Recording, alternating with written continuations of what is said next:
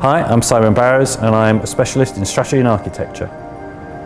I'm married, have 3 children. I have a 13-year-old daughter, so enjoying all the trappings of having a teenager. And I have twin boys who are 10. And recent additions to the family, 2 ferrets.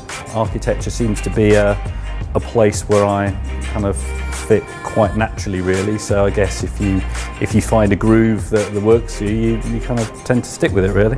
You're there for a short period of time, and a short period of time might be a few weeks, or a short period of time might suddenly turn out to be a couple of years or something at an organisation, but you're not there essentially kind of permanently. You're there to deliver a certain outcome or deliver some kind of uptick in capability.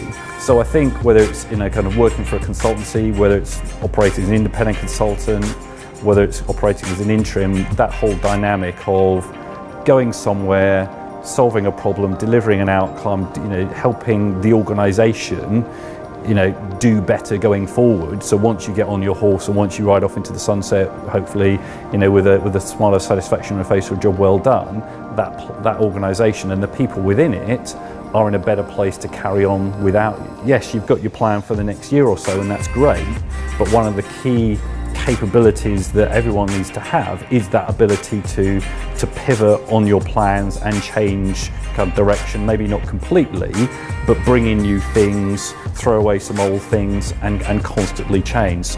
So you've got all these tools, you've got, in terms of a lot of organisations, you've got a lot of data that is relatively untapped, and it's pulling all of these things together. It's saying, well, we've got the data, there's technology there, how do we actually bring those things together and generate some insight?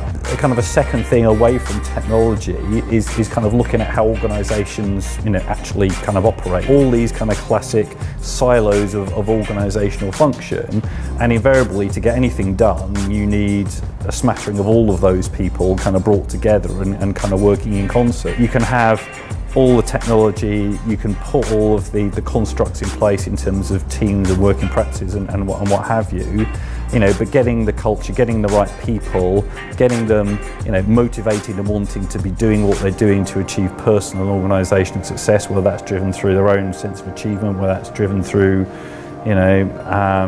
various incentives, whether that's driven through other things. It's just trying to get the people there who ultimately this will all kind of live or die by. Getting there and knowing that you need to do that initial piece of discovery, you need to build your own understanding, I think is important. Often there's a temptation to go in there and kind of turn the handle and do things that are on the kind of checklist of these are the 10 things that we need to do, and we just go through and do those, but actually you need to work out which of those things are important. So I think kind of an element of understanding there. You need to have the energy, you need to have the drive, you need to have the resilience to, I guess, once you've worked out what that agenda is that you want to take forward, is to push that forward. That kind of sort of personal relationships side of things is key. I think the drive to get things done, and then I think having the ability and spending the time to develop that understanding, so actually whatever you kind of go forward and do is well informed and makes sense given where you are.